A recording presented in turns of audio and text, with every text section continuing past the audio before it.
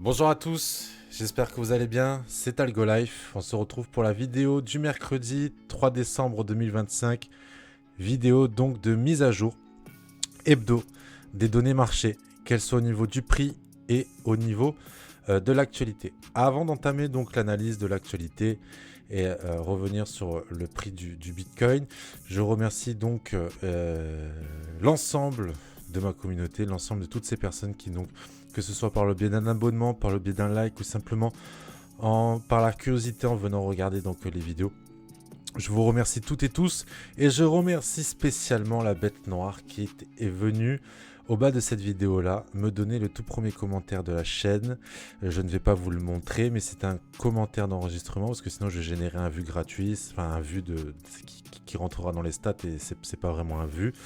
Donc ce commentaire qui vient de la bête noire qui m'a donc envoyé aussi par Instagram un message de soutien, c'est vraiment sympa de ta part. Un message d'encouragement que la chaîne va fonctionner, il espère que tout va bien se passer. Donc vraiment la bête noire, je te remercie. C'est vraiment classe de ta part, ça me fait plaisir. Donc n'hésitez pas à faire comme lui, à venir dire ce qui vous traverse par la tête, ça m'encouragera. Alors, revenons sur ce que nous a proposé le prix du Bitcoin. On va commenter pendant 2-3 minutes ce que nous a proposé Bitcoin, puis on va revenir sur les données phares au niveau de l'actualité, et enfin l'estimation de ce robot potentiel, puisque aujourd'hui, toute l'analyse va s'appuyer sur ce rebond ici en cours, et qui, en ce qui concerne cette chaîne YouTube, puisque comme vous le savez, nous sommes orientés à la baisse, nous venons pour nous d'entamer un bear market, un marché baissier qui va donc durer à environ un an et nous orienter vers un niveau de prix autour des 40 000, 45 000 dollars. En tout cas, c'est mon niveau de prix, c'est ma cible pour cette baisse-là qui sera donc prolongée, bien plus longue. Et donc, comme le prix ne descend pas en ligne droite, il descend, se stabilise pour redescendre, pour stabiliser et pour descendre de nouveau. Ok, donc là aujourd'hui on va voir le potentiel de ce rebond, jusqu'à où il pourrait aller et surtout jusqu'à où il ne doit pas aller pour donc invalider ce qui invaliderait mon scénario, puisque c'est un scénario. Ok, et il peut être invalidé mon scénario à un moment donné, je peux très bien me tromper. Et donc ce rebond là, lui seul pourrait, en côtoyant un niveau trop important, invalider mon scénario. Tout ça on va le voir ensemble. Donc les semaines passées, comme vous le voyez, depuis le 6 octobre dernier, sont dans le rouge.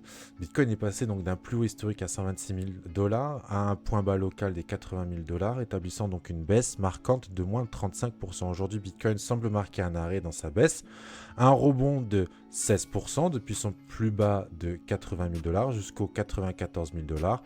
Et à l'heure où je vous parle, nous sommes donc à 93 000 dollars. La prudence est recommandée puisque nous avons affaire à un rebond qui peut redonner de l'espoir, surtout par rapport à ce qui se passe au niveau des altcoins. Okay, cependant, donc, ce rebond s'inscrit selon moi dans une tendance de fond baissière, un bear market, depuis les 126 000 dollars. Et pour rappel, on ne monte pas d'un seul coup, on monte par palier, et c'est la même chose lorsque l'on chute de façon importante. On ne chute pas en ligne droite, on chute par palier. Okay, et dans ce type de configuration, chaque repli à la hausse, comme ça, chaque rebond au sein d'une tendance baissière de fond, chaque retour à la hausse constitue donc une opportunité de sortie ou de vente.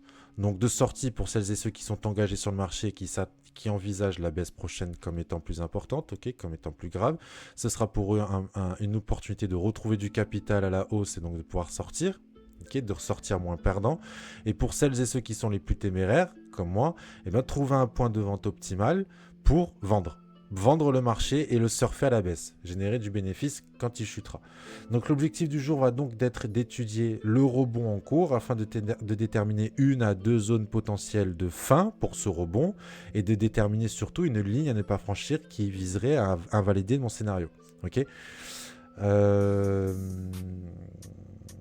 et forcément, puisqu'on va on va estimer une zone de fin de rebond, et ben on va estimer la prochaine zone tampon qui serait donc successive à la prochaine baisse. Ok, donc une zone de fin de ce rebond et la prochaine zone de points bas pour la baisse que j'attends.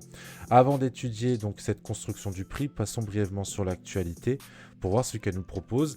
Je vous ai fait une sélection de 3 actualités majeures. La première, la plus importante, c'est donc Jérôme Powell, le président de la Fed, la Banque centrale américaine, qui a pris la parole ce lundi 1er décembre 2025 afin de annoncer la fin du quantitative tightening, donc hop, abrégé par le QT, qui s'écrit donc ainsi et qui en français signifie donc le resserrement monétaire. Le resserrement monétaire est une politique mise en place, monétaire mise en place, notamment dans le cadre du combat contre l'inflation. Quand l'inflation est trop haute, on a différents facteurs sur lesquels on peut jouer, les taux d'intérêt et aussi la liquidité au sein des marchés. C'est ici donc, c'est ce dont concerne le quantitative tightening, c'est le resserrement monétaire, donc le fait de retirer de l'argent des marchés financiers afin de combattre l'inflation d'un côté. Ok, donc, étant donné que l'inflation a retrouvé un niveau stable, eh bien, c'est la fin du quantitative tightening, du resserrement monétaire, et c'est l'arrivée probable prochaine du quantitative easing, en français, donc l'assouplissement monétaire. Voilà, ce sera le fait inverse, le fait de imprimer de l'argent pour l'injecter dans l'économie, la fluidifier, lui permettre de se développer plus facilement, ok, d'investir, etc., pour la croissance. Ce qu'il faut comprendre, c'est qu'entre le QT et le QE, donc quantitative tightening, quantitative easing, resserrement monétaire, assouplissement monétaire, eh ben, il y a une pause. Il y a une phase où on observe, on regarde comment réagissent les indicateurs, notamment celui de l'inflation, avant de savoir si on reprend un resserrement ou si on met en place un QE, un quantitative easing, un assouplissement monétaire. Ok, donc c'est une excellente nouvelle. En plus de cela, il prévoit, Jean Powell, de s'avancer au niveau du 10 décembre pour une baisse prochaine des taux d'intérêt. Donc en fait, on est dans une dynamique où on va revenir au financement massif de l'économie. Donc ça peut être très opportun pour le marché, notamment celui du Bitcoin et des crypto-monnaies. Mais ce qu'il faut comprendre, c'est qu'il y a un delta. Il y a un laps de temps entre la mise en place d'une baisse de taux progressive, l'arrêt du QT pour une prochaine QE. En fait, il y a un time, il y a un délai. Et il y a un délai durant lequel il n'y a pas d'effet direct sur le marché. Okay, c'est ça qu'il faut retenir. Donc ne pas prendre cette information comme argent comptant en se disant chouette, à partir du 1er décembre, c'est retour à la fête au canard. C'est super. Il va y avoir un laps de temps. Un laps de temps qui rentre en compte dans mon plan. Okay, dans mon plan, puisque durant l'année 2026, c'est là où tous ces indicateurs macroéconomiques vont s'inverser et vont durablement s'établir. Les taux vont baisser successivement, annonce après annonce, 0,25 par 0,25 par 0,5 par 0,25. Et on va commencer, donc on va temporiser, on va mettre une pause dans le QT, on va rien faire, on va regarder, et ensuite le QE, le quantitative easing, l'assouplissement monétaire, l'injection de liquidité dans le marché va reprendre, va commencer. Donc il y a un delta, il y a du temps devant nous avant que ça vient d'impacter directement les marchés.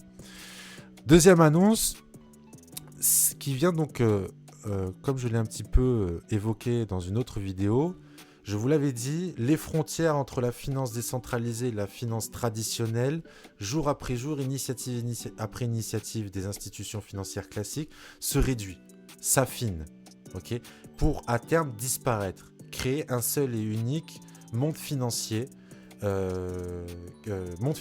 Okay, c'est ce sur quoi beaucoup d'institutions financières, de fonds financiers très importants misent, c'est que aujourd'hui la technologie blockchain représente le socle technologique futur du monde financier, okay, du monde financier. Et dans cette idée-là, l'un va chercher dans l'autre et l'autre va chercher dans l'un. C'est ce que fait JP Morgan aujourd'hui. JP Morgan, en fait, ils sont en train de lancer ce qu'on appelle des produits structurés Bitcoin, ETF Bitcoin de BlackRock. Les produits structurés sont des... Alors, je vous invite à vous renseigner sur les produits structurés. J'ai pas envie de vous perdre à vous expliquer comment fonctionne un produit structuré. En soi, c'est très simple, mais à expliquer, ça va prendre du temps et on peut se perdre. Mais les produits structurés sont typiquement des produits du monde financier traditionnel. Okay, et en fait, le fait que JP Morgan décide de prendre un type d'investissement traditionnel et de le jumeler avec un actif du monde décentralisé, ça vient exposer typiquement, ça vient vous démontrer que cette frontière entre ces deux univers qui, pendant 10 ans, c'était les antinomiques, aujourd'hui, on se retrouve à quelque chose qui s'apparente à complémentaire. Okay, donc, très intéressant. Et ensuite, en ce moment, donc du 3 décembre au 5 décembre à Dubaï, il y a un événement très intéressant. C'est la Binance Blockchain Week donc ça c'était en 2024 et nous en 2025, voilà, du 3 décembre 2025 jusqu'au 5. Ok, où en fait vous allez voir des têtes très importantes de l'univers crypto qui vont donc prendre la parole. Et en fait, ces moments-là sont des moments idéaux, enfin très importants, très intéressants, où ces gens-là qui étudient les crypto-monnaies, la blockchain de façon approfondie, des fois ils ont des éclairs de génie qui leur surviennent en pleine interview. Et on a des fonds de pensée, on a des pensées qui sont donc partagées d'une façon innovante, qui n'a jamais été abordée. C'est souvent le cas pour ces aides. Ces quatre-là, ils arrivent très souvent à mettre des mots là où beaucoup ont du mal. Okay, et à exposer ce qu'est Bitcoin, ce qu'est la finance moderne, ce qu'est la blockchain, et d'une manière qui ne nous avait jamais été proposée. Donc en fait, ce sera l'occasion d'enrichir notre jargon, d'enrichir notre vision, d'enrichir notre connaissance, notre compréhension, notre appréhension de la blockchain, des crypto-monnaies, de Bitcoin, de ce mariage, de ce jumelage entre finances traditionnelles et finances décentralisées. Ok ? Allez, on passe maintenant au niveau du prix. Donc, effectivement, on a baissé, mais on ne baisse pas en ligne droite. On va de temps en temps faire du tempo et on va rebondir. Jusqu'à où, donc, ce rebond peut nous amener. Donc là, je zoome, puisque quand même, on est sur une structure qui est courte, qui est jeune. Tac, le petit tips que je vous ai appris précédemment. Hop, je mets les données, je les adapte à l'écran. Donc, ce rebond-là, dans une théorie, dans un cadre où nous sommes rentrés en marché baissier, il ne va pas pouvoir aller jusqu'à la lune. Sinon, nous ne sommes pas dans un marché baissier. Il a des niveaux, ce rebond, qu'il doit respecter, qu'il ne peut pas dépasser au vu de respecter la tendance baissière qu'il est en train d'imprimer. Donc, c'est simple. Une tendance, qu'elle soit à la hausse ou à la baisse, une tendance donc baissière, c'est la succession de points hauts de plus en plus bas. Des points hauts majeurs de plus en plus bas. Là, nous sommes en train de chercher le prochain point haut. Ça peut être celui-là, tout comme ça peut être un prochain. Mais l'intérêt, l'importance, le truc le plus important à retenir, c'est que ce rebond-là ne doit pas dépasser ce précédent sommet. C'est la zone rouge qui viendrait invalider mon scénario de marché baissier. C'est que ce sommet-là soit récupéré. Et donc, de ce fait, on ne serait plus dans une tendance baissière. Tendance baissière, donc hop, je vais purifier, enlever. Tendance baissière, les sommets, et puis également les points bas. Ce point bas-là, ici c'est plus bas, ici c'est plus bas. Donc, l'objectif, c'est d'avoir un point haut qui est donc plus bas que le dernier. Donc, je vais quand même remettre, hop, cette donnée-là, la mettre en rouge, la ligne à ne pas dépasser. Et donc, le prochain point haut, il doit être en dessous, et donc il pourrait être ici, pour ensuite donner un nouveau point bas, plus bas que celui-là, pour confirmer la tendance baissière. Donc la première étape de l'analyse d'une estimation du mouvement du prix, ça va être déterminer une ligne d'arrêt potentielle de ce point haut ici. Donc on en a déjà une, c'est déjà la ligne à ne pas dépasser. Mais avant de ne pas la dépasser, il y a une zone logique où le prix pourrait réagir, ce serait donc à ce niveau-là. Au niveau du support, au niveau de la réaction du prix. Là, le prix, vous voyez, il nous a fait une réaction. Et il s'apprêtait à réagir, à repartir. Sauf qu'en fait, il nous a dit, non, fuck, on part plus bas. Donc, c'est juste avant la ligne rouge à ne pas franchir. C'est dans un horizon de prix où il y a des convergences de mouvements de prix, où ça réagit. Et qu'une fois donc nous avons cassé ce niveau-là, et en fait, nous sommes partis bien plus bas. Donc, on peut venir récupérer toute cette hausse ici et venir se frapper la tête, cogner le prix à sur ce niveau de prix qui en fait correspond à un niveau de prix extrêmement psychologique proche des 100 000 $. À quelques dollars près, c'est les 100 000 $ psychologiques. Et les niveaux tels quels, 100 000 $, 70 000 $, sont des niveaux qui font réagir les gens, qu'ils soient orientés à la hausse ou à la baisse. Pour ceux qui sont orientés à la hausse, c'est le retour à l'optimisme. Waouh, Bitcoin retour aux 100 000 $, c'est incroyable. Prochaine hausse attendue, nani, nana. Ok.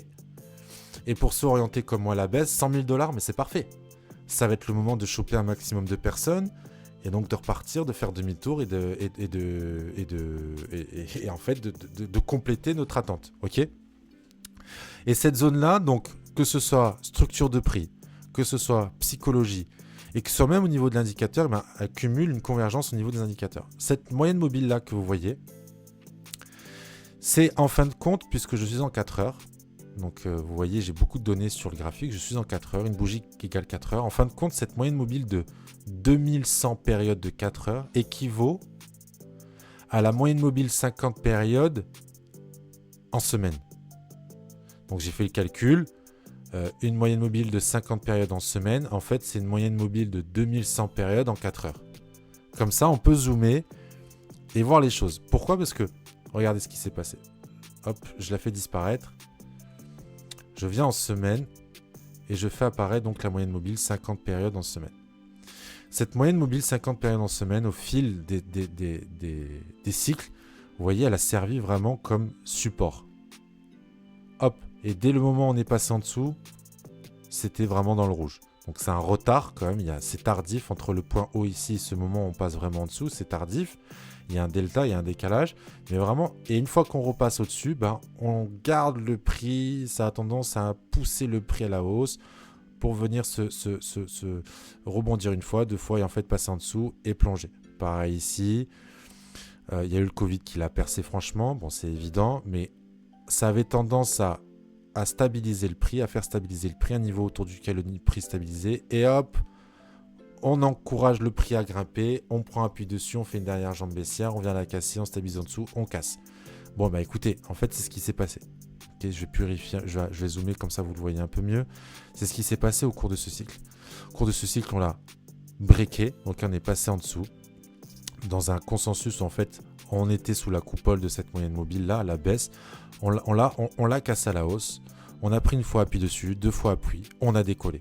On est revenu reprendre appui ici, on a décollé. On est revenu prendre appui ici, on a décollé. Et en fait, précédemment, il y a 3 semaines, le marché, les analyses s'excitaient autour du fait qu'il n'y avait pas encore cette bougie-là.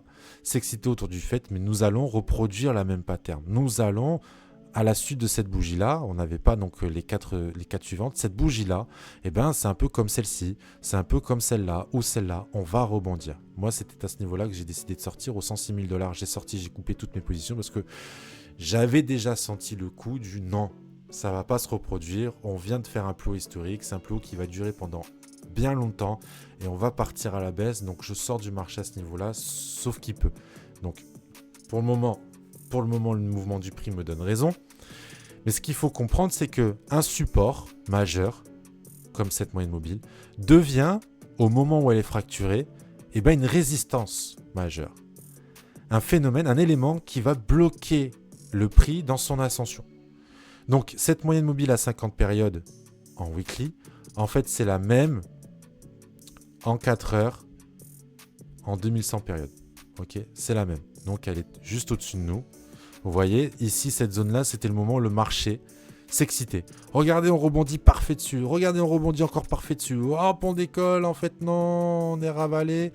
On rebondit encore parfait dessus. Là, c'est là que ça va décoller. Mais en fait, boum. Et c'était parti. Ok. Et donc, cette moyenne mobile-là, regardez où elle se situe. Elle se situe aux alentours des 100 000 $, un prix psychologique. C'est pourquoi j'établis ce niveau, en fait, comme zone potentielle de finish du rebond. C'est parce qu'en fait, on a une confluence psychologique des 100 000, confluence technique de ce précédent support et confluence indicateur moyenne mobile d'une précédente moyenne mobile qui a fait support de tout le cycle haussier qui en fait aujourd'hui devient résistance et elle doit découvrir son changement, son retournement de veste de résistance, okay, du passage de support à résistance et c'est le moment parfait pour le démontrer. Donc, il n'est pas dit que le prix vienne rebondir parfaitement à ce niveau-là. Il peut s'arrêter avant, il peut aller un peu plus loin. Il ne doit pas dépasser ici cette zone-là, il peut aller un peu plus loin. Mais en fait, cette zone-là, on va attendre, on va observer comment va réagir le prix. Et si le prix s'arrête, commence à nous faire une structure comme ça, et ben en fait, ça va être parfait pour prendre une position, sortir déjà et prendre une position à la baisse pour aller chercher un plus bas. Ok ? Donc un plus bas. le plus bas, où est-ce que peut nous amener ce prochain plus bas attendu? En fait, moi je fais un truc, c'est super simple. Avant de parler de prix, les 70 000, les 70 000 vont être cassés, ça là-dessus, attendez-vous. En fait, moi ce que je fais, c'est que je prends cette première baisse-là, cette première jambe baissière, okay, qui est l'impulsion du marché, de la première phase du marché, je la prends, je réplique. Et je me dis, ok, en fait, on a un potentiel de revenir aux 60 000 $. Pourquoi je fais ça? Regarde ce qui s'est passé dans le passé. Ça va être hyper intéressant. Regardez ce qui s'est passé dans le passé. Je compare très souvent le marché baissier qui nous attend au dernier marché baissier ici qui s'est passé.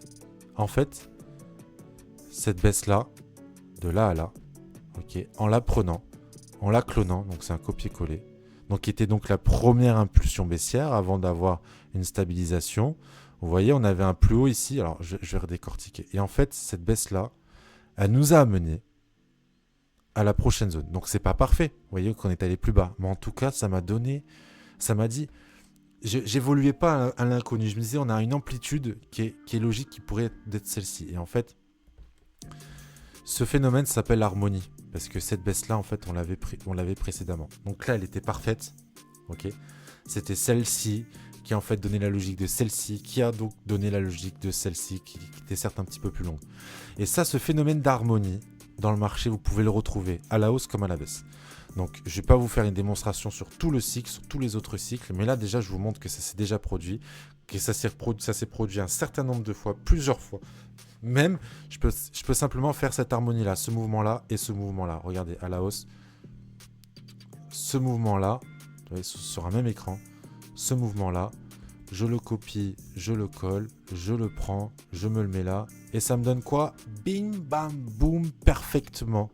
Parfaitement. Ok, parfaitement. C'est juste magique. C'est de l'harmonie. Ça s'appelle de l'harmonie. Ok. Donc, je décale. C'est pourquoi je prends cette première baisse-là, puisque à la suite de cette baisse-là, ce rebond que l'on vit actuellement semble être le plus important. Vous voyez, il semble être vraiment le plus important des rebonds que l'on ait eu, même s'il y a eu celui-ci. Mais lui, il donne plus de dynamique quand même haussière.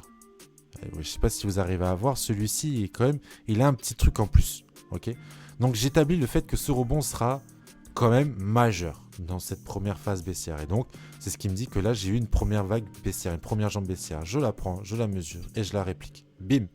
Et j'arrive aux alentours des 64 000. On peut très bien aller plus bas sur la prochaine vague baissière. Mais en tout cas, on a un horizon. On n'évolue pas à la baisse, à l'aveugle. Okay, un horizon pour viser un prochain palier. Un prochain palier en vue de rechuter de nouveau. Ok? Voilà. C'est tout pour la vidéo de jour. On a une estimation pour le rebond. On a un niveau à ne pas dépasser. Et à la suite de quoi donc, on a une nouvelle estimation en fonction de où est-ce que le prix va s'arrêter pour un prochain point bas potentiel. Ok? Voilà tout. Allez, alors, je souhaite tout de même promouvoir une vidéo qui n'est pas la mienne, qui fait le récap, qui vient conforter ma théorie. Ok, je l'ai trouvée, elle a été publiée quand? Il y a 3 jours. Sachant que moi, mes vidéos datent d'il y a une semaine, ce personnage-là établit le listing très important des indications majeures du retour en force du bear market. Sur 10 indicateurs, au total, il y en a 3 qui sont encore dans le vert, qui donnent de l'espoir, et 7 qui sont dans le rouge, qui sont déjà en position bear market. Et les 3 qui restent, c'est des indicateurs qui sont donc décalés. Vous voyez ici, vous voyez là, le plus haut était donc à ce niveau-là. Depuis ce point-là ici, on a enclenché une baisse qui était donc terrible. Il y a un indicateur qui existe qui s'appelle le croisement des moyennes mobiles. Okay, donc différentes moyennes mobiles qui symbolisent donc la death cross quand elle se croise de cette manière, quand la jaune vient par-dessus la noire, c'est la croix de la mort, c'est le croisement de la mort, puisqu'à la suite de ce croisement, on baisse. Et quand la jaune croise la noire, c'est la golden cross, c'est la croix de l'or. Et en fait, quand elle se croise de cette façon-là, ça initie un mouvement. Mais vous le voyez bien qu'entre le point bas ultime et ce croisement, il y a un delta. On est décalé, on n'est pas optimal. Et vous voyez bien qu'entre le point haut ultime et le croisement, on n'est pas optimal. Et en fait, il dit voilà, la death cross, ne s'est pas encore réalisé. Donc, on a encore d'espoir. Et ouais. Mais il faut garder en tête que c'est un indicateur qui est décalé. Ok, c'est un indicateur décalé. Et elles sont tout de même, là, elle est en train de l'attaquer. Donc, d'ici prochaine semaine, c'est ce qui va se passer. Cette moyenne mobile-là, dorée, va croiser la noire. Et elle sera un argument en moins du côté du rebond. Voilà. Donc, regardez-la. Elle est super intéressante. Elle est super intéressante. Elle est très complète. Et je l'ai même dit. Parfait. Et il m'a répondu avec une flamme. Ok, regardez ça, c'est le petit truc en plus. Je vous remercie, n'hésitez pas à follower les boutons like, les abonnés, les commentaires. Je prendrai vraiment du plaisir à y répondre. Allez, je vous dis à ce week-end pour le tuto. Tuto, je pense, support résistance. Comment tracer des supports, comment tracer des résistances. Allez, je vous remercie à tous. Ciao, ciao.